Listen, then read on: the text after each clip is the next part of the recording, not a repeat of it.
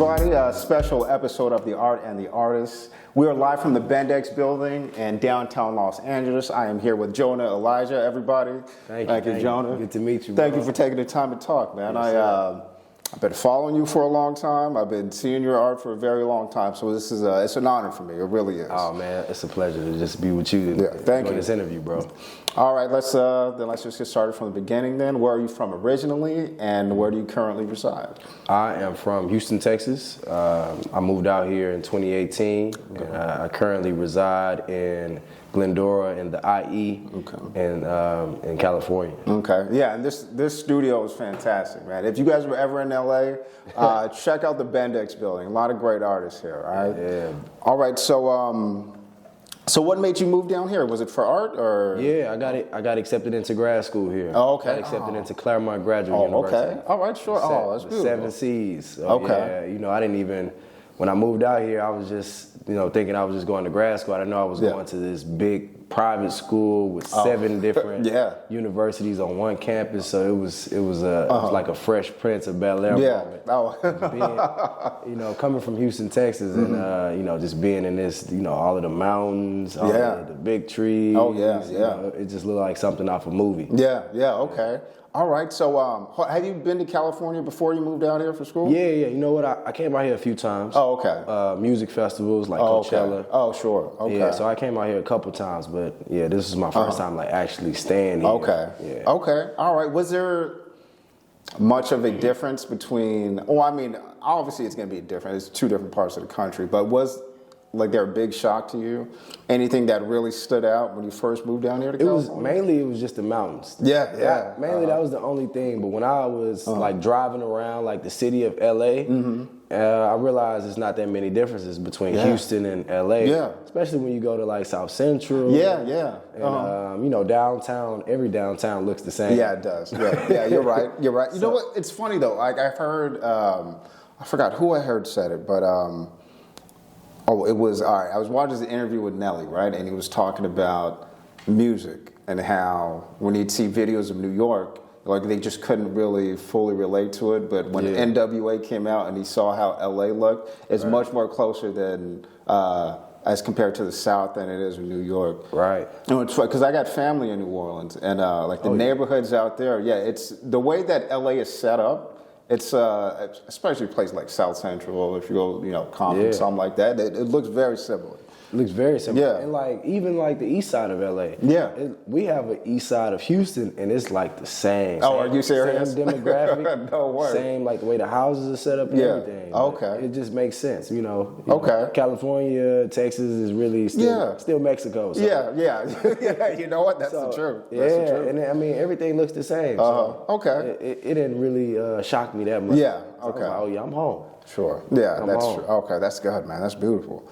Okay, then so let's start with the beginning, of your art journey. Mm-hmm. So I would imagine that you were always just artistically inclined as a kid. And with that being said, I like to ask this question: is there something that you used to draw when you were younger, all the time? Because I know there's always one thing that young artists like to draw. Yeah, man. It was Dragon Ball Z. Okay. Dragon Ball Z, Goku. Yeah. Before the music videos would come on, when I was supposed to be doing my homework, I would be tracing Dragon Ball Z characters. Yeah. So my aunt, who was an artist, who is an artist, and she went to school for design in New York. Okay. She brought back home, when she came back from school, she brought back home a light up board. Okay. And that's like a board you can it lights up so you can sketch. Oh, I see. Okay. Yeah, so you can sketch or trace whatever you want to draw. So I spent hours and hours tracing Goku till I could draw it by myself. Oh, that's dope. But, throughout my childhood, I was always an athlete. Oh, okay. So drawing was always that thing I would do when I was supposed to be doing homework. Okay. Or doing work in class, I'll be sketching on the table. Even sketching in when I was supposed to be making notes, it would be looking like sketches. Yeah. Okay. So that was my thing. Okay. All right. Was there a specific moment from Well, maybe not child, maybe in your teenage years in high school when you realize, okay, because you went to school for art. You're right. So was there a moment in time or maybe a certain piece that you made when you were younger that made you realize, okay, like I can do this for real? You know, honestly, my first time painting was in 2015. Really? And this is when I discovered like painting as my passion. Okay, yeah. So as I was saying, like, you know, being an athlete, I was an athlete throughout middle school, high school. Yeah. I was actually trying to go to the NBA. So Yeah. I was like, I went to Jack Yates High School in Houston, which is a big basketball program in Houston. Yeah. And I was trying to, when I graduated, I went to UTSA and I was trying to walk on. Oh, okay, yeah. So as a freshman, I'm like trying to walk on. Yeah, I got put on the practice team. Then I was juggling the practice team in school. Yeah. And I was like, man, I just got to focus on school and get me a job. Yeah. And that's when I started to like tap into myself, and I was like, man, what am I passionate about? Yeah, okay. What do I like doing? And that was drawing. Okay. And eventually, in 2015, I took a painting class for non-art majors. Okay. And that's when everything switched. Okay. I realized that was like my passion. That was like therapy for me. Yeah. And you know, I took that class. I pretty much got bad grades in all of the other classes I was taking. Yeah. And I switched majors. Okay. And then everything switched. My GPA shot up. My grandmother wasn't tripping no more. So everything was good. Yeah. And so that was 2015, and I graduated in 2017. So I crammed all of my. Wow. Oh wow. I crammed all of my art classes in those semesters, those couple semesters. Yeah. Wow. But I started, let me make sure this timeline adds up. Okay. So I started my bachelor's in 2012. Okay. So 2012, 2013, that's like my freshman year. Okay. Sophomore year, 2013, 2014. So originally, what was your major? It was business. Oh, okay. Okay. Sports marketing. Oh, okay. It wasn't even, it was just something that looked good. Yeah. Well, I'm like, I want to be a sports journalist because I'm already into sports. Yeah. I'm like, I can talk about basketball all day. Yeah. So I was trying to go into that until those finance and business classes and stats classes stacked up along with that art class. And, you know, that's the class I got a A+ in. Okay. All right.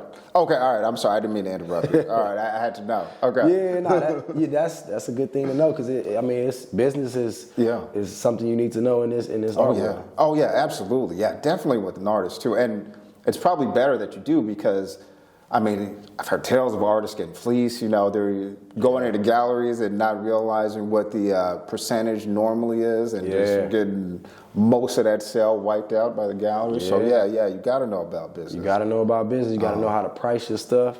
You got to know. You just got to know. Yeah, absolutely. Okay, so then you go from business to art.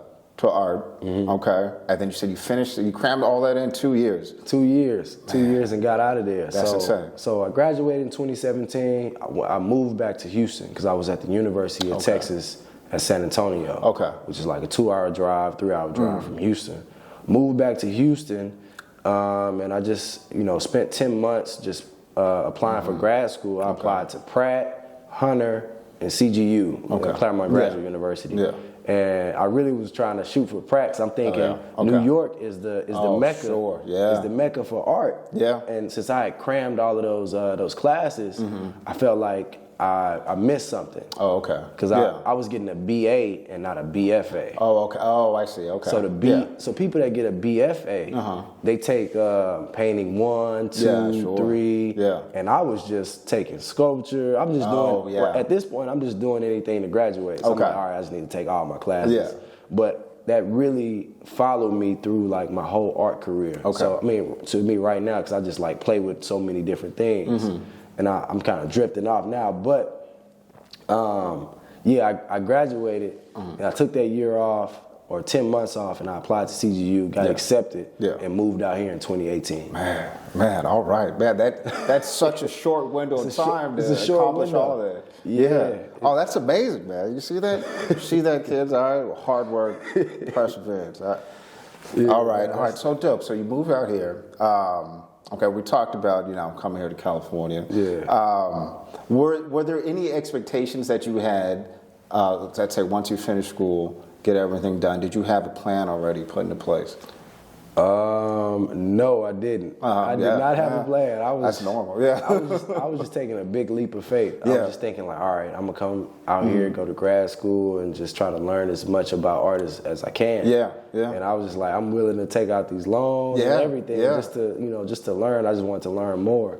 So I really didn't have a plan, but it worked out. It worked out. It definitely worked out. Sometimes you got to bet on yourself, though. I mean, that's the bet, man. Because I mean, you never know who will. But I mean, if you believe in yourself, go ahead and do it. You know? I mean, I honestly still don't know how I got into the grad program. Like when I got in, I was looking at all my cohort, and I'm just like, man, I really don't know what the hell I'm doing. But because they were, you could tell they got BFAs. Oh yeah, okay. And I'm the BA, and I'm looking like, oh dang, these are real painters around here. These real like sculptors. So it made me step it up.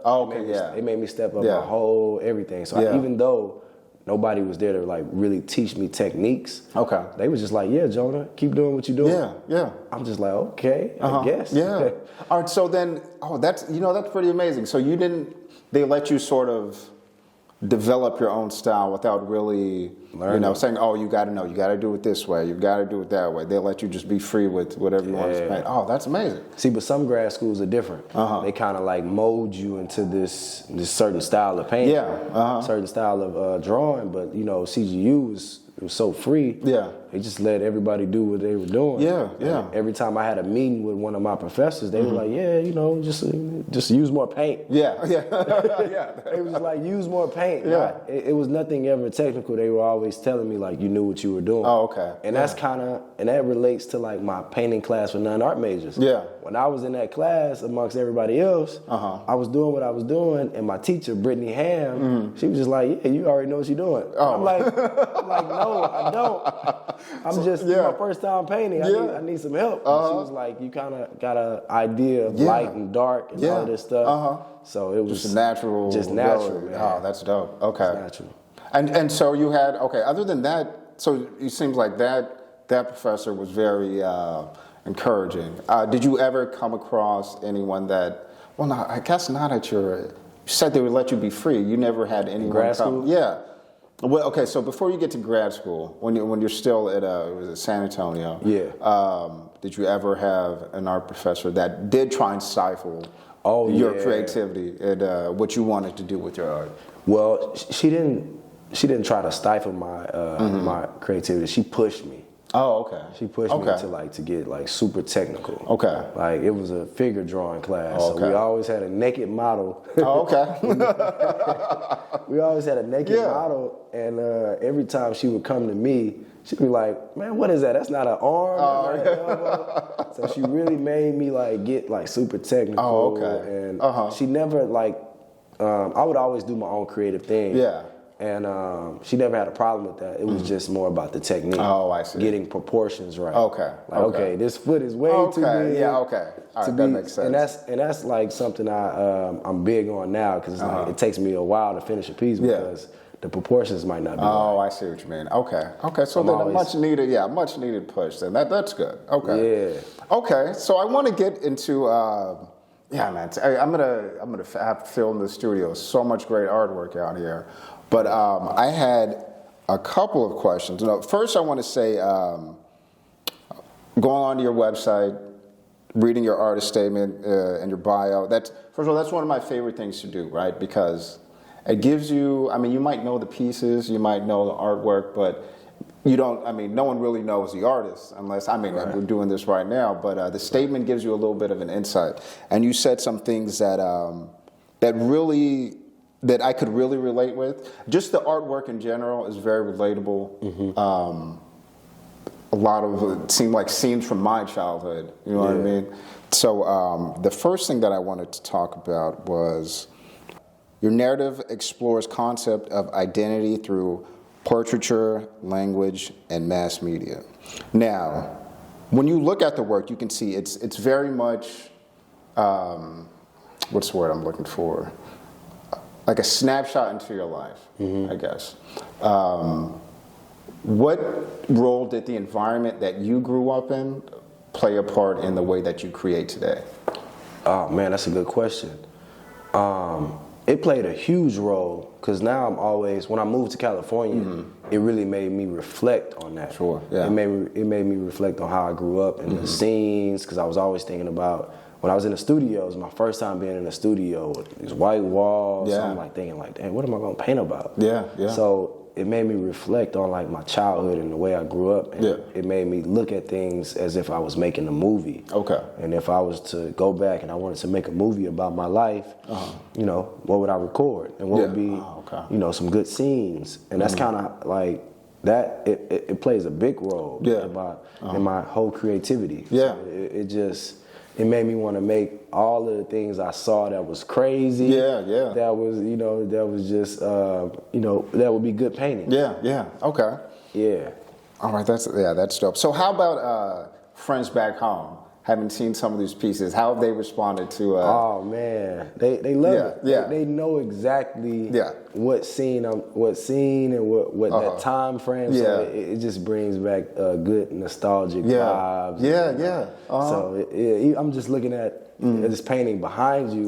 It's a 21 game. Oh, okay. And when I posted it on Instagram, I didn't tag exactly who it was. Yeah. So everybody was like guessing, like, "Hey, is that me?" Like, Yeah. Oh, that's like, that has to be me. So yeah. Oh, that's cool as hell. Yeah, because I was as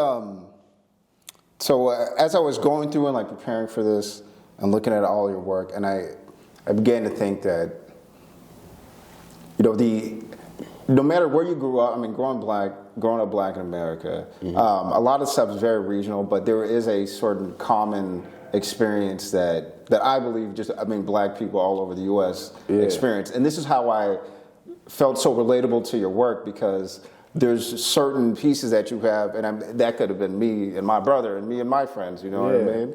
So yeah, you had a piece called, I wrote it down here.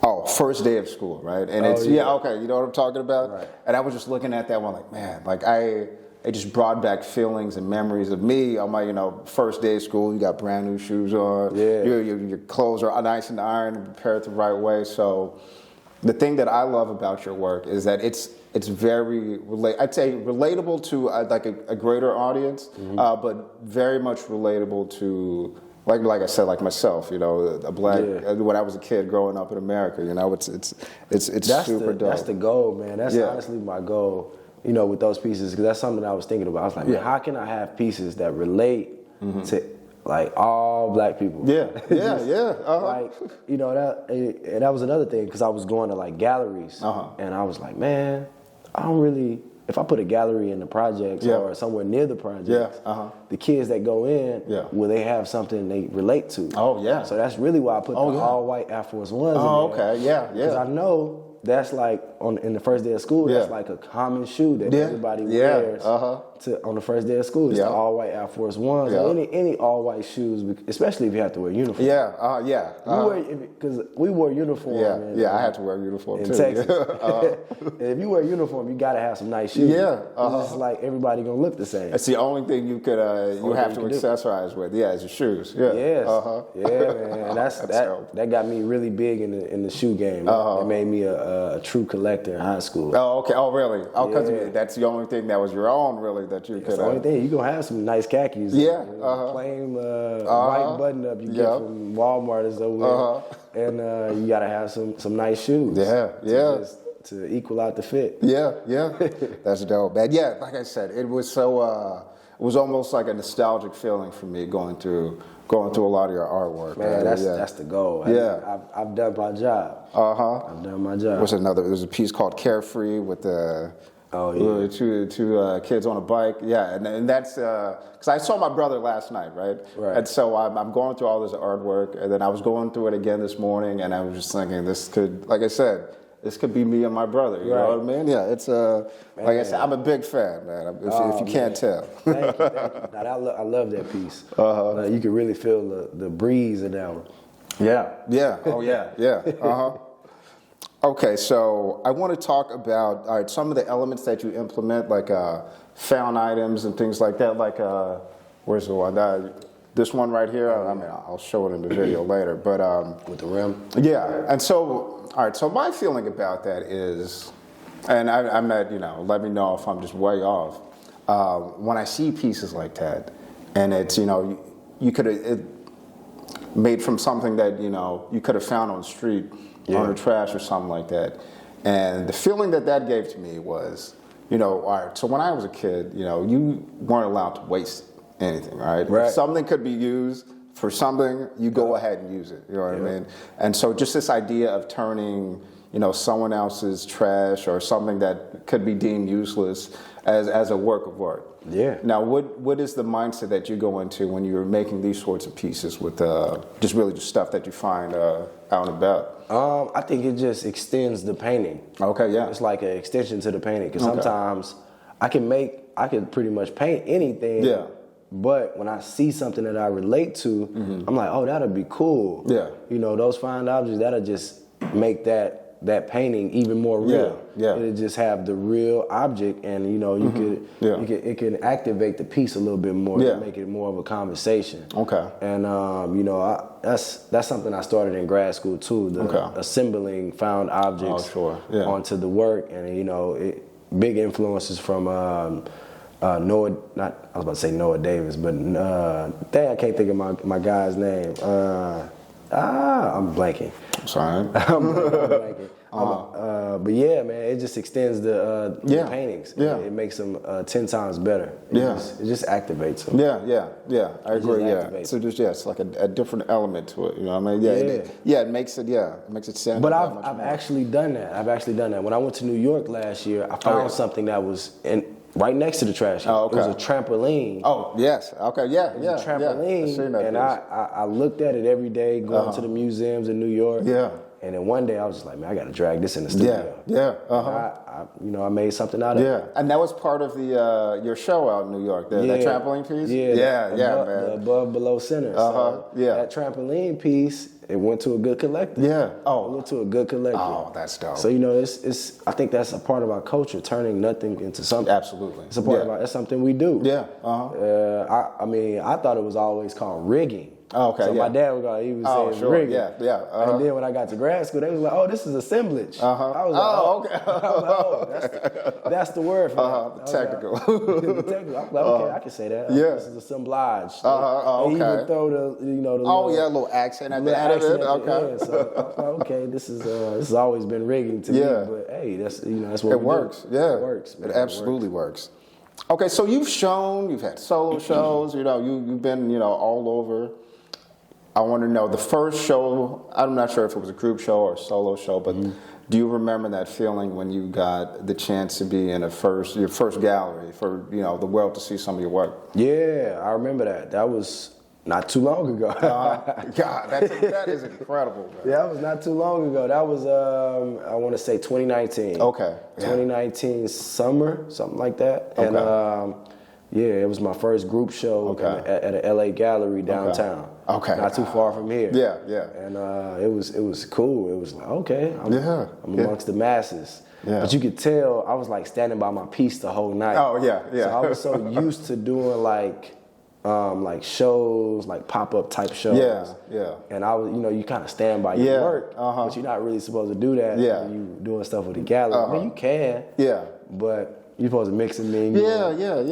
Meet people, but it kind of like, that was like my baptism into the art world. It was cool. Okay. It got me ready. It allowed me to just really figure out how I wanted to maneuver at art shows. Okay. Yeah. Now, how was that process? Was it were you picked to be in? Did you have to submit to be in the show, or was it someone that found you and asked you to be in the show? It was a submission. Okay. I had to submit my piece. Gosh. So it's all that anxiety waiting to see if you get accepted. I got accepted, man. I was surprised what piece got in. Yeah. And it was cool. It was real cool. Okay. It led to a longer relationship with that gallery. Oh, really? Oh, that's good. Oh, so that was Launch LA. Oh, okay, LA sure. Yeah. Okay. Oh, that's dope. Yeah. All right. So the show in New York. All right, so you were out here when you got accepted to be in the show in New York. Yeah. Now that was a residency. Oh, it was residency. Oh, that's right. No, I read that. Okay. All right, so that was your first residency. That was my second residency. Okay. So the first one was that was March last year. Okay. And the first residency was probably like 4 months before that in Virginia. At Virginia Center for Creative Arts. Yeah. And that was my first residency. I did I did 30 works on paper in 20 days. Oh, sure. Yeah. New York was the second residency, and that was like, I stayed. That was my first time in New York. Yeah. So the residency brought me to New York. And I always wanted, I always want my travels to be art related. Yeah, sure. Yeah, and that's a good. I mean, of all the places, at least as far as the United States goes, I mean, that's one of the big ones you got to get. Man, I want to be there for at least 6 months too. I want to stay there for at least 6 months of my life. Okay. I need to. Yeah. It's I've been to. I was in New York for like a week. That was the most time I ever spent there. Yeah. And like growing up, I'm used to a big city. You know what I mean? But yeah, it's different. It's a different pace. Exactly. That's what it is. Everything's faster. It's fast. You gotta walk fast. You gotta keep your head on the swing. You just don't know what's gonna go on. But I love it. I love that fast pace. It definitely was producing a lot of creative energy for me. Yeah, sure. And that's why the trampoline. I was just like, I can do this. Yeah, so I think if I move to New York, that's probably where I do a lot more sculpture. A lot more sculpture. Okay. Oh, that's awesome. All right. So you, your last show. Hold on. Was your last show No, it wasn't the one in New York. You just had a show recently. At Wild and Cran. Yeah, that's right. Okay. A Day in the Life. Yeah, A Day in the Life. All right. So so those pieces in that show, fantastic. Absolutely fantastic. All right. So when you're preparing for a show, when the gallery, you guys get connected, is it all right? We have an idea for the show, or do they come to maybe come here to the studio, check out the work, and say, okay, we want these pieces to be in the show, or do they give you the freedom to kind of put the ones that you want inside of the show? It was kind of a joint effort on that one. It was kind of a joint effort because we were both like, damn, what do we? I got so much work in here. It was like we can either go this way or we go this way. And then we was like, you know what? We wanted to be a walk in my shoes. Okay, yeah. And we was just like, you know what? Let's call it A Day in the Life. Yeah. And I was just like, you know what? I can make this. Yeah. Like it could be like those scenes from like if you wanted to make a movie about me, I'm gonna just put a bunch of little. What is it called when you're making the story by story? It's called a storyboard. Yeah, storyboard. Yeah, so it's just a storyboard. Yeah. So it's like, all right, this is the opening of the movie. Yeah. This is this is where the movie gets crazy. Yeah. That's a great way to frame it. Yeah. This is where Radio Raheem gets killed. Then, you know what I mean. So you got your ups and downs of the movie. And then I always think about like my pieces are kind of similar to like the beginning of a Spike Lee film. Okay. So you know how Spike Lee always starts with the above angle. Doing some drastic shot. So I'm kind of putting myself in the director's chair with a lot of these pieces. Okay. I kind of see myself as a cameraman. Oh, honestly. I see. I would like to direct. Spike Lee is one of my biggest influences. Yeah. So. Yeah, I'm always playing with perspective. Okay. So if anybody ever wanted to make a movie about me, I got the whole story up here. Depending on how you come holler at my nephew, the videographer. Yeah, you guys should talk. Yeah, man, I got you, man. Yeah, we can get it done. We can get it done. Man, that's dope. I like the way you said that too, like a movie. Because even now when I'm looking at them, I receive like just this piece right here. Yeah. Like both of the pieces right there. Yeah, that is super dope. Yeah, they're all just little vignettes. My scenes from my life. Okay, I like that. I mix it up sometimes, especially with this piece behind us. Oh, sure. Yeah. So I feel like I took the head out so everybody can relate to it. Yeah. I think I did that with first day of school. Yeah. So it be relatable. Yeah. So this is my dad walking me on my me on his feet, and he's walking me around. Yeah, this is a great piece. Yeah, I wrote this one down here too.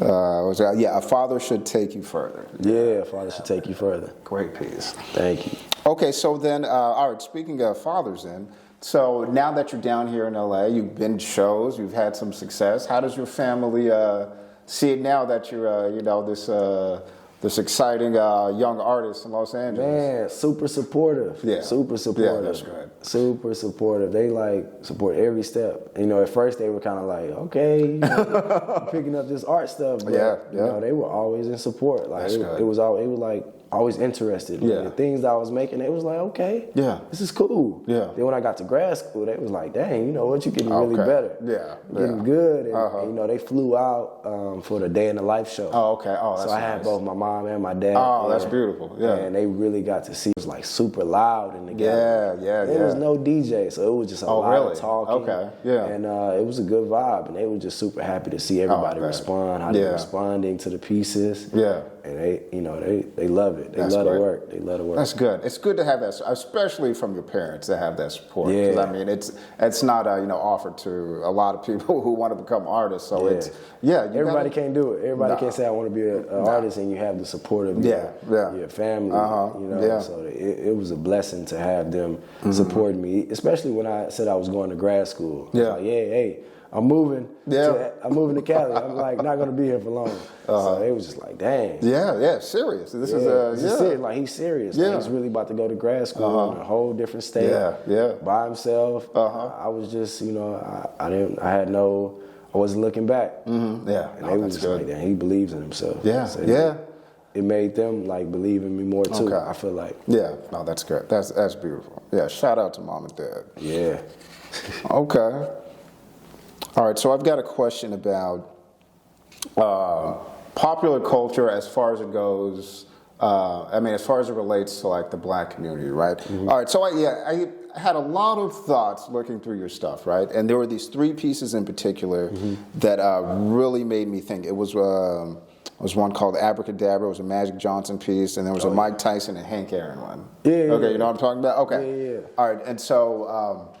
And just like I said, that your work being sort of like a snapshot in your life, that, you know, like I said, very relatable to me, and I'm sure lots of other, you know, black people in America. But I had, the thing that I thought of was, okay, that's part of American popular culture, right? Like Magic Johnson, Hank Aaron, and who was the other one I said? Mike Tyson. And then I started thinking, okay, so my question to you is black culture popular culture? Oh, yeah. Yeah.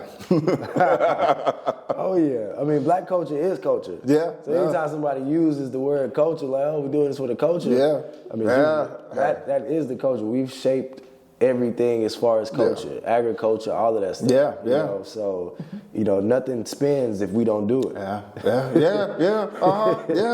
Nothing spins. So I, you know, just doing those pieces, they were like that's very popular culture. Pop culture. Even like Andy Warhol, you know, his pop culture stuff, his pop pieces, you know, it had black people in it. Sure did. All right, because that's what I started to think. Like I said, I get your work made me think a lot, just about a lot of different things, right? Yeah. And that's when I had that thought about, okay, that part of our culture is loved by everyone. Right? But then you've got the rest of the culture that, I mean, some people are, you know, interested in and some people love, but I would say, I mean, I might be wrong, but the majority of America only wants to see the Mike Tysons, the Hank Aarons, you know what I mean, the Magic Johnsons. And with your work, it's showing a different side of the culture. It's the insiders. Yes. I call them inside jokes. I like that, yeah. It's inside jokes. The inside joke here is the hole out the side.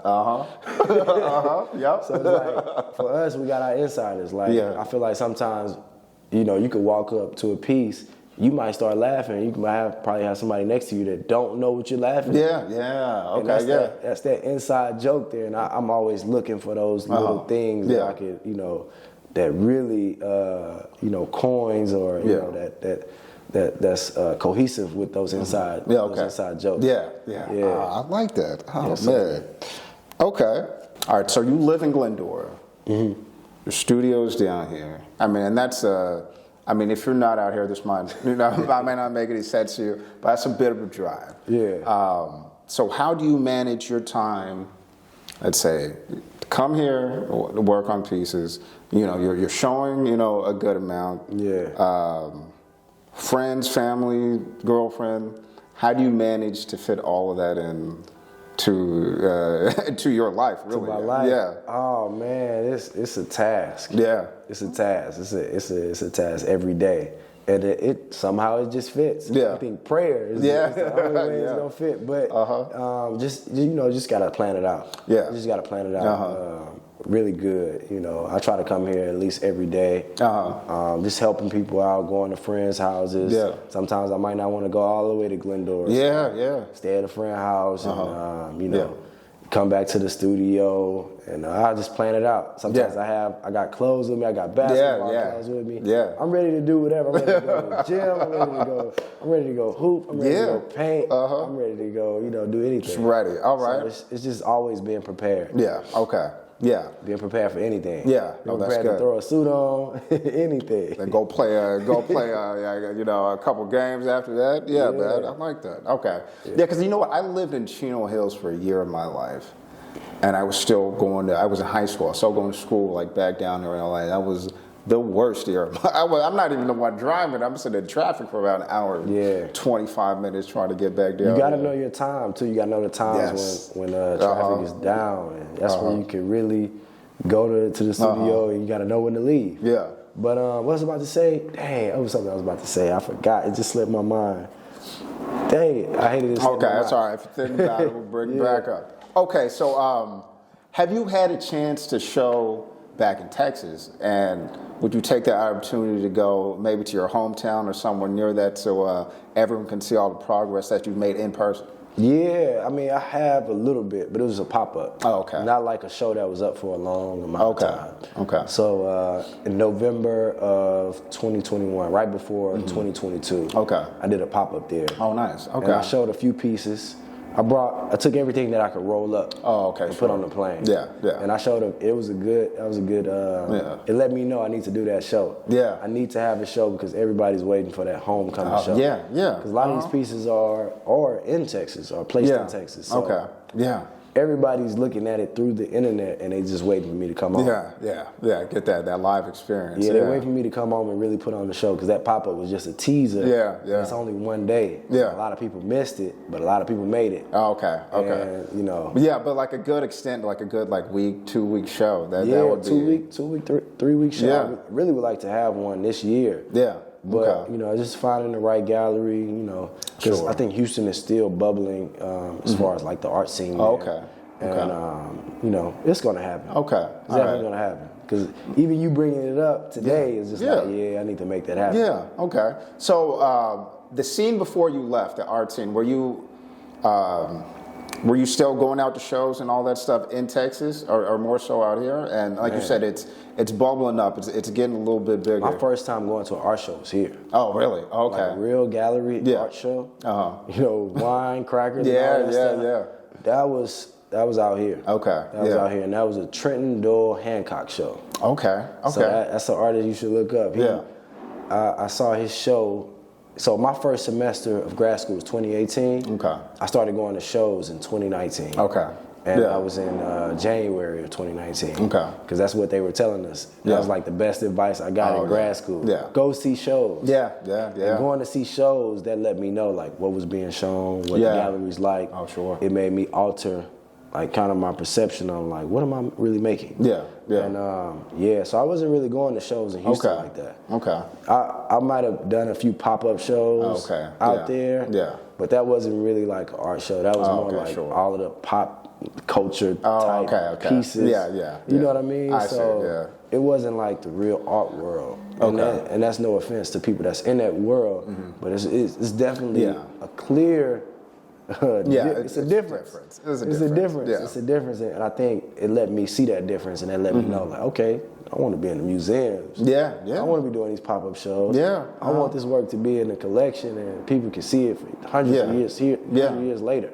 Yeah. So, yeah, man. Yeah. Okay. Houston is bubbling, but it's coming there. It's coming. Yeah. It's some big museums there. I just don't know if it's any big galleries. Oh, I see. So like LA is pretty much like the second mecca of the art world. Yeah. After New York. Yeah, I agree. Yeah. And Miami, all those. So LA is pretty much it's a gallery city. There's galleries everywhere. Yeah, everywhere. I can't really say that for Houston. Like that. Okay. Yeah. Okay. But now it's coming down. So what's your view on the LA art scene? Has it been welcoming? Have you, you know, I don't want to say meet the right people, but have people been receptive to you, you know? Yeah. Because I would say, just from my experience from going to shows, meeting artists, talking to, you know, the gallery owners or the curators, everyone seems to be pretty, I mean, I got my fingers crossed. I haven't ran into anyone that's, you know, a bad person, but everyone's been very supportive and welcoming. Yeah. Yeah. So what's your experience with the scene? It's like that. Yeah. You got a few sharks out here. Oh, yeah. It's pretty tough to get in, but, you know, I haven't really been like trying to force myself into spaces. Okay. Yeah. I've always been like a do-for-self person, and you know, just even having my studio is enough. Yeah, that's true. It brings a lot of people to me. Yeah. And you know, it's kind of like my own gallery. Yeah. But the scene, dealing with different galleries, it's pretty supportive. Yeah. Okay. I mean, I think you attract what type of person. Sure. Yeah. You know, if you're a good person, you will attract that same energy. Yeah, I agree. Yeah. And you know, I haven't ran into any sharks like that. Yeah. I mean, they might have DM'd me, but they might have DM'd me, but we haven't made any conversation. But they out here. Okay. Oh yeah. They're definitely out here. They're definitely out here. Yeah, man. Yeah, but I like the way you said that. That's very true. You put out that good energy, and then those people with the same sort of, you know, energy seem to come together. But then you might have those ones on the outside that could feel that energy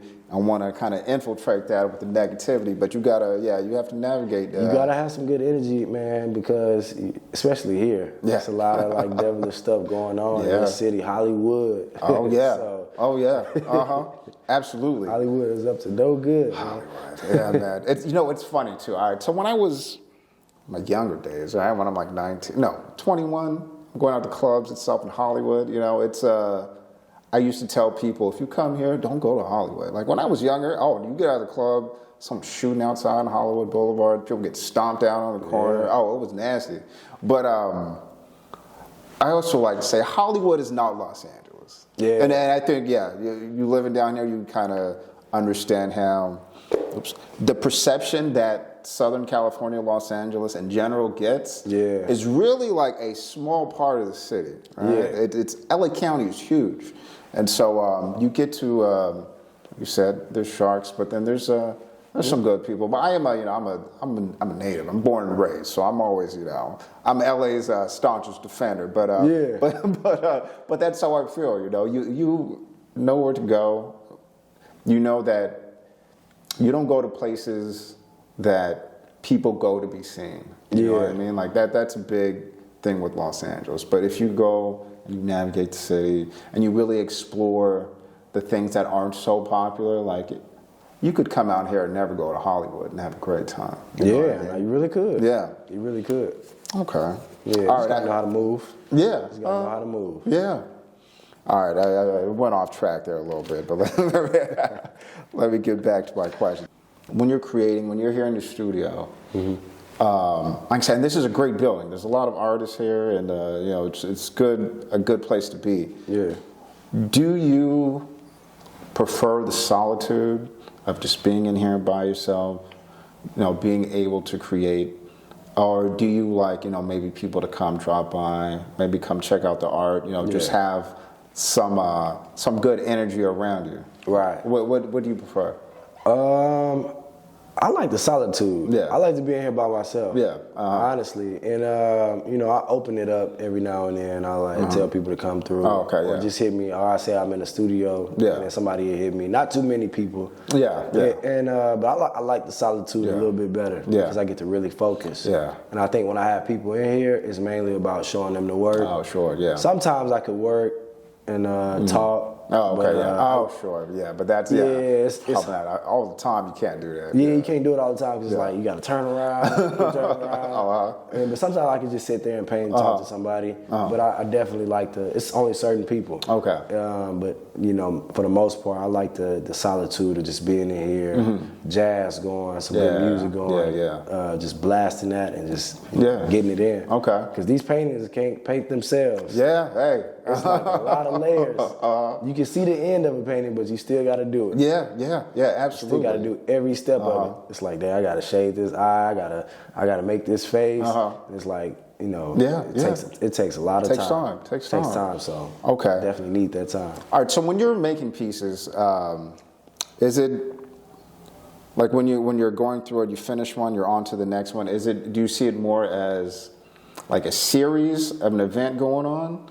Or is it more like, this is just kind of a one-on-one, but maybe it might look like these pieces are related, but they're really not? Or is it one kind of continuous sort of theme until you move on to the next one? Oh man, I'm scattered. Yeah, I'm scattered. Yeah, it's never like this one continuous thing. Yeah, it's kind of hard for me to work that way too. I would love to get into the habit of working that way, but I'm like super comfortable and I feel good working on a basketball piece and a really political piece over here. And a memory over here. Yeah.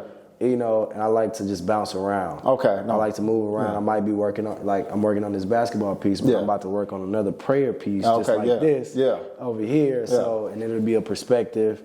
And I think that just makes me comfortable because I always find something over here that I could possibly do over here. Yeah, sure. And then eventually you could possibly, if somebody was a curator, you can puzzle piece this whole thing together. Absolutely. So I'm saving the puzzle piece for later. No, I like that. Yeah, I think that's a good way to go about it. Yeah. Especially, if you think like curator, you can, like you just said, just one of these. Yeah, then you can make your own sort of narrative around the pieces. Yeah, you could. A lot of these, you could pretty much find a common little thread of similarity amongst these pieces. Okay. Okay. All right, so when you first come up with a concept for a piece, before you even sketch or put anything down, is there maybe like a routine that you have, or like a certain process that you start off every painting with, or even if it's just like getting into the right mindset to get going? Nah, man, it's different every time. Sometimes I might sketch. If I really can't see it or have the proportion, if I have to really focus on proportion, I sketch it out. Okay. But sometimes I just get to the canvas and attack it. But sometimes I can already see the whole painting in my head. And I'm just like, okay, let me get it out. Let me get it all the way out. Okay. And it's the process is different.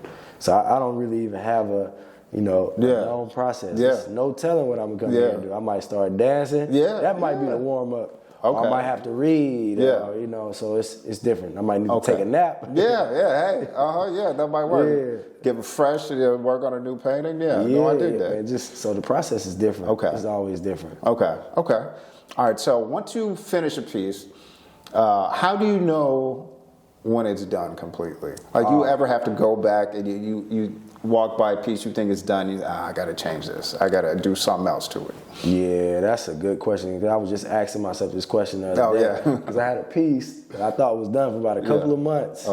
And I've been having it on the wall. I'm like, man, this piece is so incomplete. And, I just finished it the other day. So you just never know when the piece, you just got to know when the relationship is over. So I like that. These are all like relationships. So you just got to know when to end that.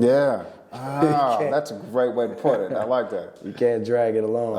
I've definitely dragged some relationships along. It's a bad thing to do. It's terrible. And you just gotta know when to end it. Know when to end it. I like that. Know when to end it, man. Because you can really mess a piece up. Yeah. Have you ever had like that? Let's say you had a piece that you couldn't stop, and then by the time you're done with it, it's not what you wanted at all. Yeah, I threw it away. I had to rip it up and throw it away. I was so dissatisfied with it. That it was just like, the only place this can live is in the trash. Okay. That's the only place. It was just you steady just building on it. Like, oh, it could go this way, and then from there it's mud. That's it. It's all mud. It's just like, this is terrible. Okay, all right, so we talked about you wanting to go to New York, live in New York for, a period of time. If you could go anywhere besides New York, somewhere just to be inspired, where would you go? I'll pick two. So either South America or Africa. So those two continents, somewhere in those two continents. And I would do a residency there. But I actually got a residency coming up and I'm going to South France. Oh, no way. Are you serious? Yeah, Wow. So God damn. I'm going to Arvier, France. How long are you going to be in France for? From April 17th to May 11th. So yeah, I haven't even told nobody. So yeah, I'm going. Well, congratulations, man. That's incredible. Thank you, bro. Thank you. Yeah, so I can't wait. Yeah, I'll be in France making some paintings. Crazy, man. Yeah. So it's like from Houston to LA to New York. Yeah, it's a blessing to be able to move around. And this paintbrush is taking me places. You know what's funny too? Like if you really think about it, the period of time that you squeeze all of this stuff into is incredible. Like the trajectory is like this, man. That's a beautiful thing. It's crazy, man. And even the trajectory is, it seems that way. You got like stuff that goes down. That's true. But those when it goes down, that's usually that helps you. It boosts you. Yeah. So I appreciate any little direction the trajectory is going in. There's always a learning lesson from it. But that's beautiful. Yeah, bro. Yeah, and France in a couple months. Yeah, France. So dope. Can't wait to see what happens. Because things change when you go to different places. That's true. Yeah, that's true. I feel like Africa might really be an eye-opening for me. Oh yeah. And there's a lot of young artists. Like I had an interview with an artist in Nigeria and one in South Africa, and the passion that they have for the art, and apparently in Nigeria is a little different. Apparently that scene is really starting to take shape right now. With a lot of things, fashion, art, music, just a lot of things happening down there. So Nigeria is booming. They got that's something I've been looking at too. I want to go to Nigeria and train. I want to train I just want to learn how to do some of those technical things that they're doing with painting, because it seems like everybody coming out of Nigeria, they have like this certain style and this certain like uniqueness to painting. Yeah. And it's like, I want to get that training just to learn and see how I could put my spin on it and not be another thing to come out of that machine. Yeah, sure. Just to see what I can learn from it. But man, I love Nigeria, and I love all of the young artists that's out there making work. They're brilliant. Absolutely, yeah. See, that's one of my goals to get to. I mean, just Africa in general, but Nigeria is definitely a place that I'm gonna have to check that out. For sure.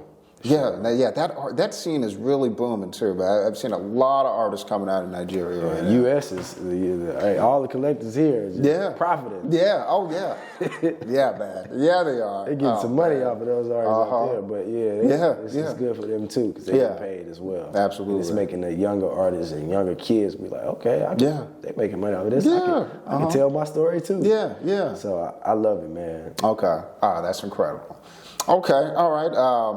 I like to leave on this question. Thank you again for taking the time to do this with me. All right. So, my question is, if there's a piece of advice that you can give to a young up-and-coming artist that you wish someone gave to you, what would it be? That I wish someone gave to me. I would say to make every idea that you could think of, make any painting, any crazy idea, just do it. Yeah. And believe in it. And just believe in everything you do. I'm trying to think, did somebody tell me that? No, but that's true. Yeah. That's so typical, but just I would say just make every idea that comes to mind. Yeah. Nothing too crazy. Yeah, no. But make every idea and think outside the box on it. Don't be inside the box.